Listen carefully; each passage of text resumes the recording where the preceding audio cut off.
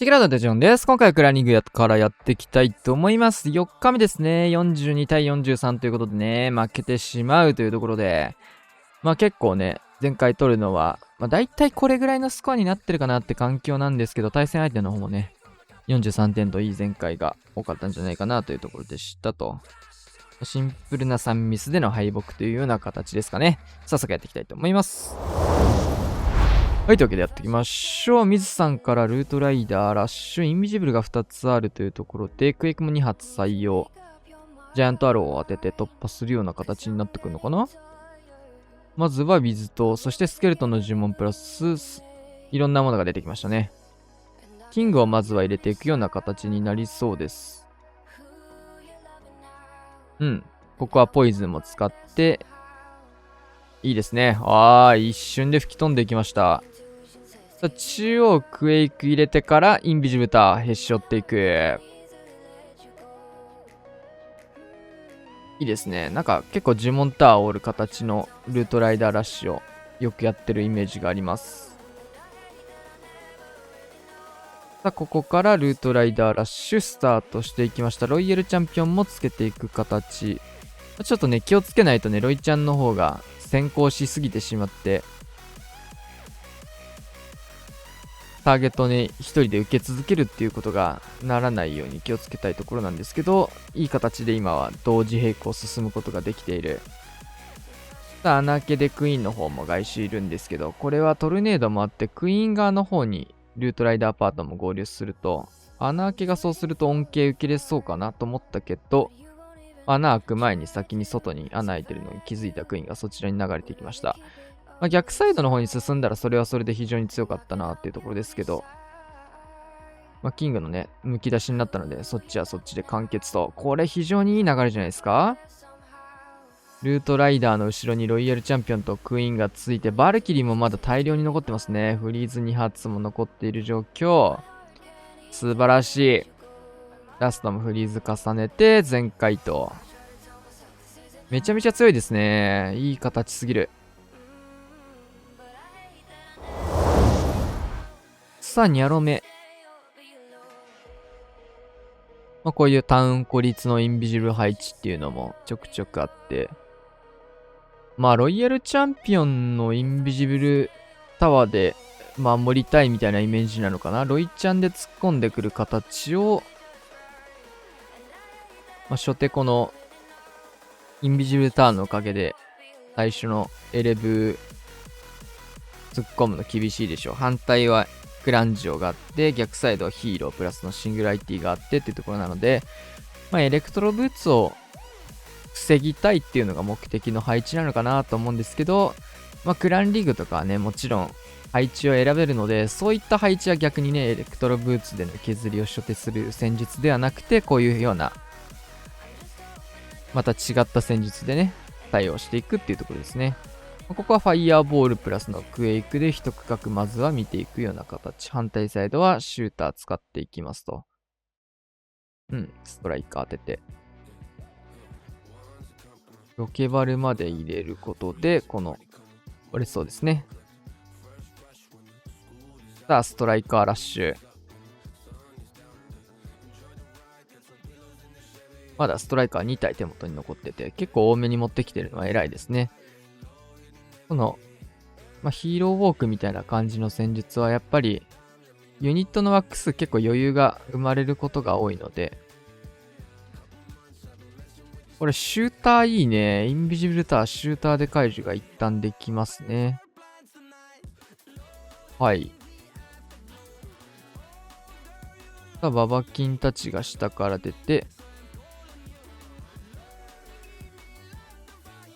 でも次までにたどり着けないかな。インビジブルタワー結局帰ってきちゃうかな。援軍ポイズンちょっとずれちゃいましたね。ネクロがしんどいか。でもここにロイヤルチャンピオンつけていきます。さあ、ここからサッカーボールでのインビジブルタワーの解除もできると。さあ、援軍のポイズン外したのが痛すぎるね。まだ捕まってます。ネクロ2体になかなか手こずってますね。で、中央タウンホールに関してはロイちゃんインビジブルで対応していきますね。うん。なんとか突破ができました。援軍の方もなんとか突破ができて、レイジフリーズロケバルという形で裏から突破を図りに行きました。うん。ちょっとね、ネクロでちょっと止まったけど、余裕を持ってのナイス展開ですね。今、防衛援軍でネクロが出てくることってほとんどないですからね。ドラ環境とかじゃないとあんま採用されない援軍なので。そうか。ドラ環境になってるのか、今。よく考えれば。ドラゴンをね、搭載したこのロイヤルチャンピオンウォークみたいなのもね、ちょくちょくありますが。いい削りですね。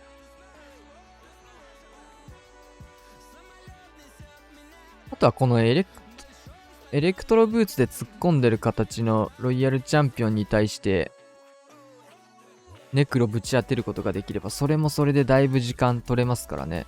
いいね、ヒーローのターゲットを外にずらすことによって、ロイヤルチャンピオンのタゲも外しつつ、少しね、ダメージをオーラで入れることができるみたいな、非常にいいスーパーバーバリアンのタゲ取りでしたね。さあ、ここクイーンからの、東海兵士は9時、ジャイアントアローも使ってというところでした。さあ、ジャンプを中央へ。ここで、タイタンそっちに誘導したいイメージ。ロイヤルチャンピオンもここは追加することで、このマルチ IT とかをクイーンのね、横打ち入っちゃうとうざいところなので、ロイちゃんで見てもらうと。ジャンプからのウォールブレーカー狙ったところだったと思うんですけど、すんごい位置飛んでったな、ウォールブレーカー。そこつくんそこつくんって感じなんですけど、キングの方のウェイクブーツの方で代用になりましたね、これは。トームまだ残ってるんでね、ここでトーム使えんのは強すぎるね。インビジブルフリーズをすごいとこに落としていきまして、フィニッシュと。余裕ですね。圧倒的物量で。使いこなしてる感じがすごいよね。なんか、ニャロメとかもそうだけど、ニャロメとかガクとか、自分の編成をね、自分の編成として使えるのが強い。さあ、カズマくん。カズマくんもこれもカズマくんの編成って感覚、ね、使い込まれてる感じがするもんね、アタックから常に。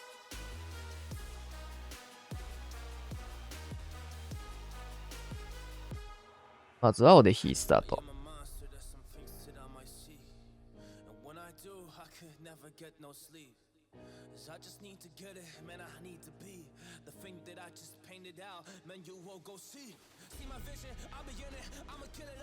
いいですね。テスラチェックも入ったホグで。シューターバックアドモードですね、これ。ギリギリですが、間に合っていく。この辺のタイミングだったり、管理も、HP 管理の方も、バッチシですね。フリーズもいいタイミング、迫撃砲が攻撃を撃つ前の段階で入れていきました。撃たれちゃったか。頑張れ、バルキー。ちょっとシューター撃たれてるので気づいてなさそう、これは。今気づいたね。一発撃てるか。撃てないか。なんか、見たことない、超久しぶりに見るレベルのドラゴン出てきたけど、何レベルだそれ。援軍はネクロ出てきましたね。ポイズンないな、これ。ちょっとだるいね。ウィザード追加で。このネクロだるいね。さあ、ファイヤーボールはもう先に撃っちゃいましょうというところで、ここ、中心部へ。だいぶ削ることができています。ウィザード追加したことで、ネクロまでたどり着きたいが、なかなかたどり着けない。防衛援軍のネクロが、これさっきのアタックと合わせて、だいぶ優秀な感じ受けますね。もしかしたら全開になってないアタックも、そういったところでの事故が生まれてるのかもしれない。クイーンもだいぶ HP 削られたところですが、いいインビジブル。今回クランジョーは潰すタイプの形じゃないので、ポイズンは持ってきた方が、いいあれではありましたかね。シンプルに忘れちゃったのかわかんないけど、いらないと踏んだのかわかんないけど。さあ、裏からウォルブレーカーとかも使いつつ、イエティとかで最終区画の方へ進んでいくと、でも気づけば呪文の残り量とかもすごいんですよね。この展開でこんな余力が結局生まれて回ってこれるのか。この辺がカズマくんの強さだよね。さあ、ルートライダーラッシュ、ボマックさん。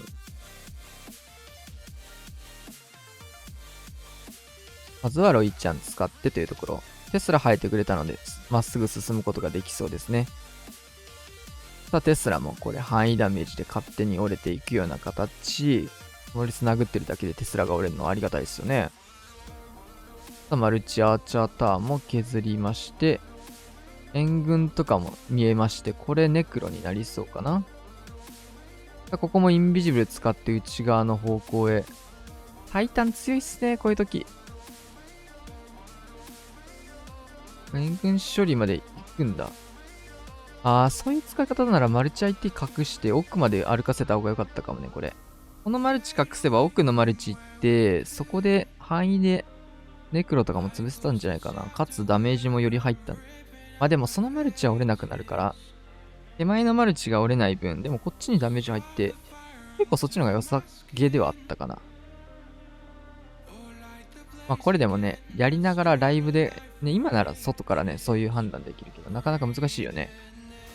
さあ、ネクロの処理っていうのはしっかりここは落ち着いて、ポイズンで対応していくと。で、ランチャー型。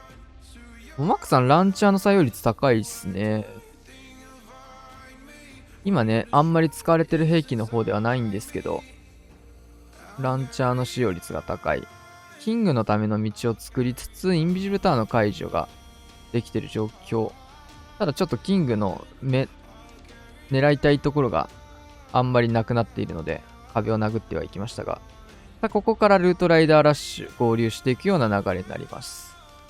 ちょっとね、これもまた自分の形というか、みんな自分の形を持ってるのがいいですね。イトム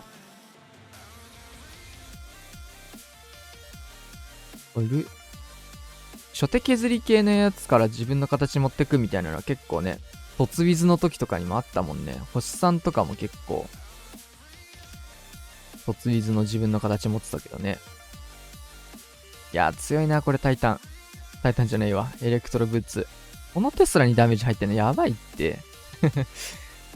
で、HP 回復ついてるからね。ユニコーンが通常掲載ね、通常的なパッシブとして能力ついてるようなもんだもんね。いや、いい全開だね。ラピュタさんもルートライダーラッシュ。こちらは初手の削りとか特になさそうですが、ラピュタさんのルートライダーラッシュはね、初手のキングクイーンのパートを結構見ることが多いイメージはある。回収ただね、流していくようなやり方ではなくて、ヒーローパートとして動かすやり方が多い気がしますね。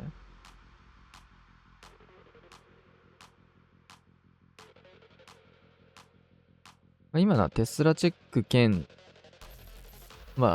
タウンホールの一発添えればみたいなところの意味合いがあるのかな、バーバリアン。キング使って、ルート作りつつ、スーパーバーバリアンでテスラを折ることでクイーンには内側に向いてほしいというような形。ちょっと援軍もかぶさって当たりそうかな。前もこのタウンホール横の削りを入れてタウンホール側から発進するルートライダーラッシュっていうのをやってましたね。ボムが発動。ここでトーム入れていきます。ここも援軍ネクロですね。ただルートライダー型なので、タイタンブーツの方で、ポイズンはね、ちょっとずれてたんですけど、ネクロはそっちで簡単に突破することができて、勢いすごいですね。完全に貫通して反対サイドの方向へ。クイーンもね、なんとかこれ本体の方の後ろにくっついてくれてたんで、でもそれ本体ではなかったみたいですね。ミラーのクイーンかな。で、ロイヤルチャンピオンの方も血を突っ込んでいくような形。あとはユニットでどこまで押せるか。フリーズも2発あるんで、これロイちゃん待つ前にユニットに打っても良さそうですね。この辺ね。打って、ルートライダー本来の伸ばしを見ても良いかなというところ。そう、結局普通に打つことになるから、ここは。2発あったならね、2発分ワンチャン打ってよかったんじゃないかな。そう、ロイちゃんが合流するのはこうやって結局最後の勝ちが決まったタイミングでの来るタイミングなので、まあ実質的にサポートがないのでユニットに割いていいシーンでしたねかな。さあ、コマくん、変わらずドラゴン16体編成。コマくんもね、一つの編成ずっとやり続けるみたいなタイプで僕は最近は思ってるので、対戦だとまた違うんだけど。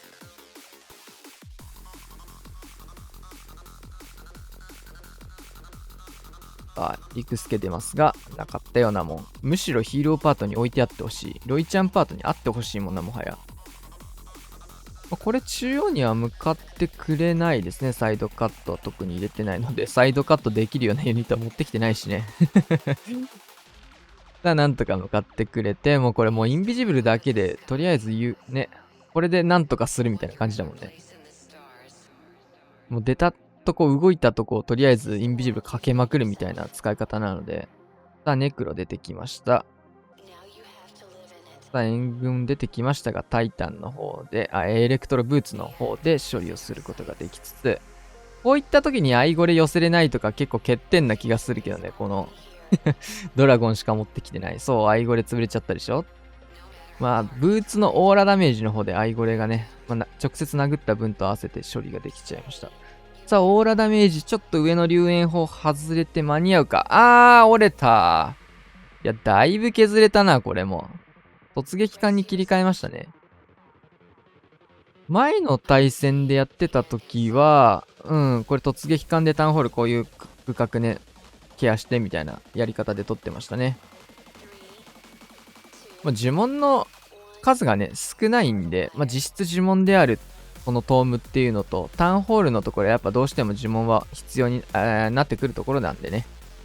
そこをもう突撃艦で済ましちゃおうというような使い方で、突イエティもね、やっぱ、イエティが3枚入れれるようになったクランジオのレベルっていうところと、タウンポイズンがなくなったので別にタウンホール壊した後にもね、仕事ができるっていうのがやっぱ突イエティ今強いかな。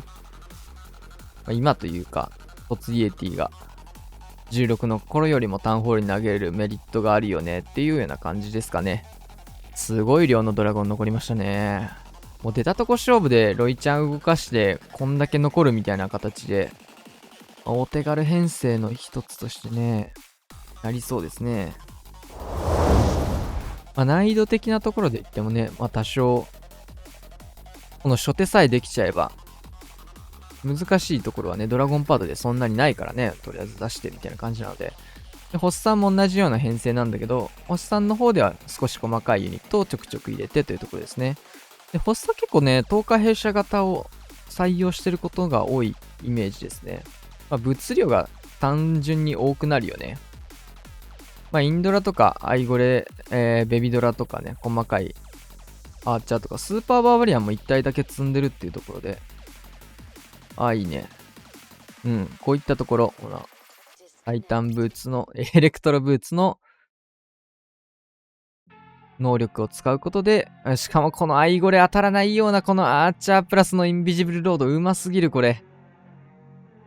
この今のアイゴレ誘導のタイミングとか、インビジブルのタイミングの調整がめちゃくちゃうまいですね。アイスゴーレムに捕まらないロイヤルチャンピオンをしっかりくじに持っていくことができました。で、ここはドラゴンでの勝利ですね。ロイちゃんも伸びすぎでしょ、これ。で、ここからスタートしていきます。ノーマルモードはね、このドラゴン編成の時は結構、対空砲とかエアスイーパーを狙って撃てるみたいなところもあるので、反対サイド10日兵士が来ました。こういう使い方もできるんですね。クイーンに向かったドラゴンを延命するためのフリーズ。ワンチャントームとかね、オーラ内に入ってたらかけてもいいかなって思えるようなシーンだったと思うんですけど、入ってなかったのでフリーズ対応ですね。で、ここはモノリスとか結構火力の高いエリアに入りましたので、ここをトームで突破と。ワンチャンね、この対空砲とかこのエアスイーパーとかは無理くり最初のね、ジャイアントアローでクイーンの角度狙いつけてもよかったかもしれないですが、まあ、ロイヤルチャンピオンが荒らすので、どういう角度で出るかどうかっていうの分かんなくもなるところなんでね。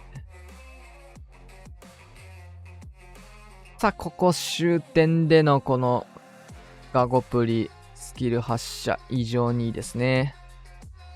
呪文がね、やっぱインビジブルで大量に使うので、まあ実質呪文であるこのトームとこのダークオーブっていうところ、ここでね、呪文の多さをカバーするみたいな、なんか、自分のを実際よりも多く使えてるようなもんみたいな能力だからね、非常に強い。ヒロヤさん。ルートライダーラッシュずっとやってたけど、ここでパイボロケバルになりましたね。この配置はあれだからかな。どこだこれナビの配置か？ナビが攻めてる側の配置か。まあよく見るタイプの配置なんですけど、ちょっと、だいぶ持ってかれましたね。危ないところ、レイジフリーズでギリギリ対応して、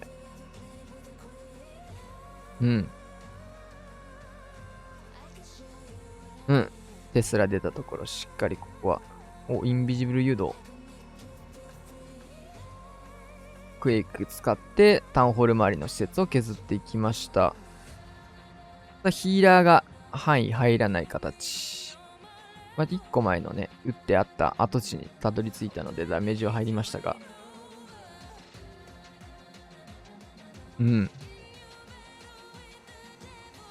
ロケバルのサポートも一発分だけ入れてあげて。ヒーラーがそこ通るのは嫌だけど。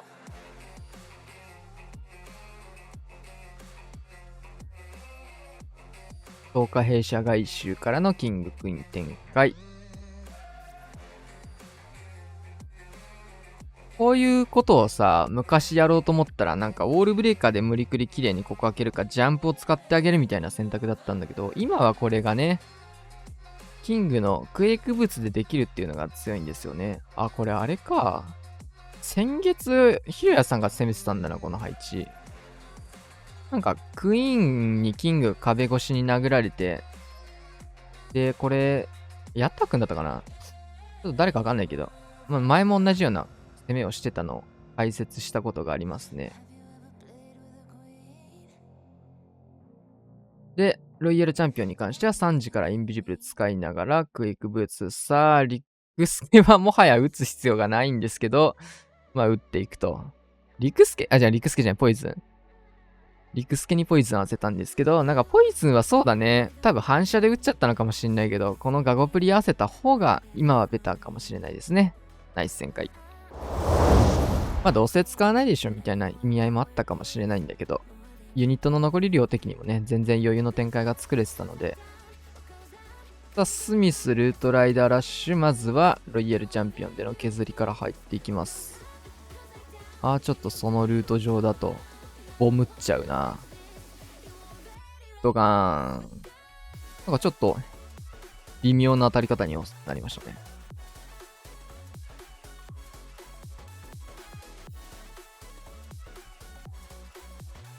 おー、カオス、カオス、カオス。いろんなインビジブルが落とされましたが、インビジブルなタワーの解除だけさせてみたいな感じですかね。援軍はなんかおもろい感じでできてましたね。バルキリーネクロアイゴレというところ。マジックミラー型。12時なんか、リクスケ出てますね。おでひ対策とかなんか。ロイちゃんの初手のインビ、ロイちゃんこっちから来たら、だいぶ捕まってたね。これはむしろ美味しくなっちゃいましたね。さあ、ここでクイーン増えました、3体に。ルートライダーの穴開けに次いで後ろからついていけそうですね。インビジブタワーがちょっと2本とも帰ってきちゃっているので、インブタワー復帰が早いのがね、ちょっと嫌なとこですね。さあ、ここでインビジブルタワー2本目発動。オーバーグローですが、これはね、オーバーグローもね、範囲が狭くなりましたね。ギリギリこれはクイーンの方で打ち抜くことができました。ストライカーとかはもう、たどり着いたけど、ちょっと商談にやられた形。さあ、裏からユニット回ってきます。シングル IT はクイーン捕まったのでおられそう。クイーンやられる。リクスケ出てきますが、オーラダメージでしっかり突破。あとは、シングルと、モノリスですが、おのおの突破することができての前回ナイスですね。バーサス。さあ、自分のアタックですね。スーパードラゴン。なんと今回はドリル採用というところで、まずはジャイアントアローをぶっ飛ばしつつ、ちょっとね、外したんですよね、実は。この安い狙ってたんですけど、あんまうまくいかなかった。で、ホーミングがね、ちょっと嫌な形で入っちゃいましたね。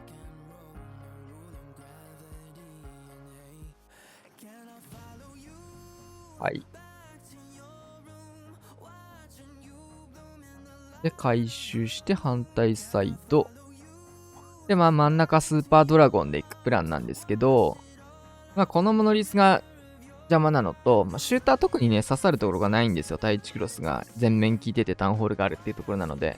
なので兵器に関してはボマーかどこかピンポイントで使うような兵器になるかっていう考え方なんですけど、最初ね、ここに突撃艦投げようかなと思ったんですけど、安いパー潰せるっていうのもあるんだけど、クランジュの範囲内にワンチャン入るなっていうところもあって、今回ちょっとネクロだったので、ポイズン処理だけで済ますんだけど、だったらドリルでいいかなみたいな。で、ちょっとね、タイミングずらしてやったんだけど、モノリスとかシングル IT をね、潰すような目的。で、タウンホール関係ない裏の方をしっかりここでダークオーブで飛ばすみたいな目的だったんだけど、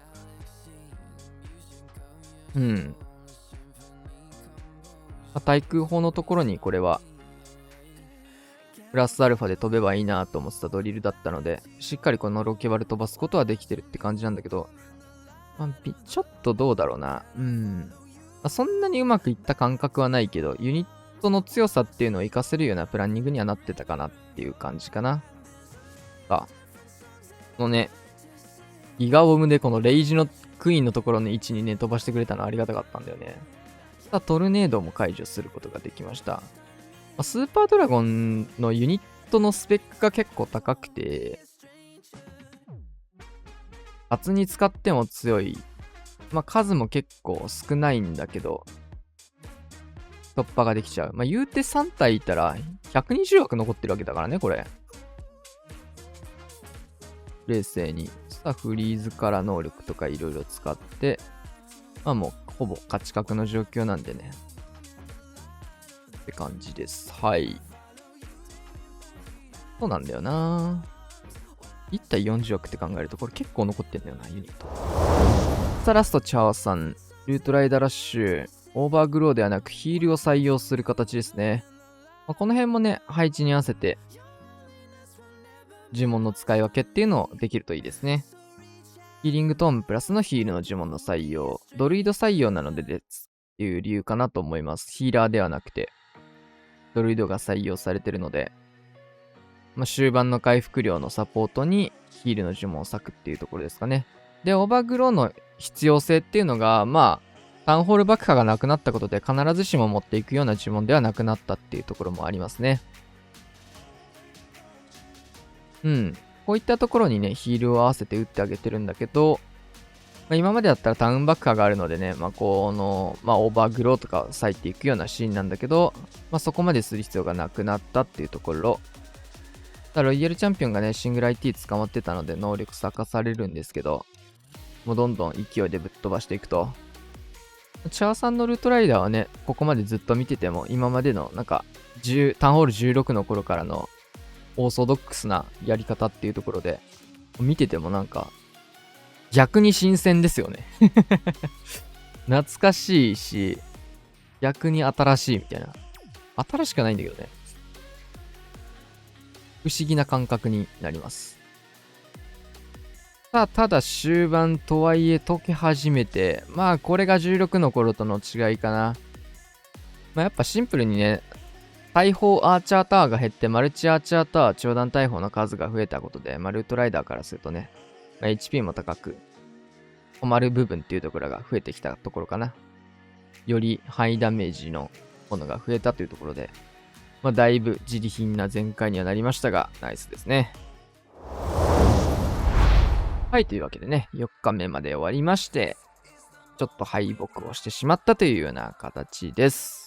なんか毎回言ってる気がするんですけど、普通にね、なんか後からこうやってなんか解説するときに見返すとやっぱ楽しいですね。レベルも高いし、いろんなバリエーションでの全開もあって、なんかところどころね、技術がちゃんと見えるシーンっていうのがやっぱり生まれてくるので、技術なしにとりあえず出してやっときゃいいでしょみたいな感じじゃないのがいいですね。